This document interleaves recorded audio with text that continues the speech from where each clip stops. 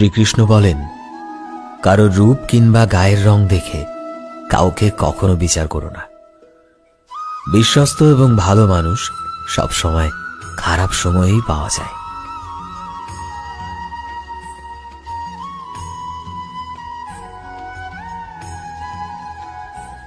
এই পৃথিবীতে সবকিছুই মহাদেবের ইচ্ছায় চলে, তাই ধৈর্য ধরুন, একদিন সব ঠিক হয়ে যাবে।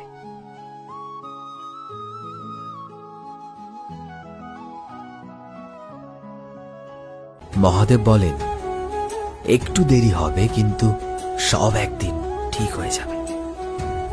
দিনটা হয়তো খারাপ, তাই বলে জীবনটা নয়।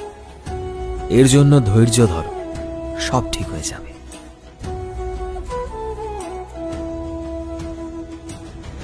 যদি পছন্দের মানুষকেই আর না পাওয়া যায়, তবে সবকিছু পেলেও কিচ্ছু যায় আসে না।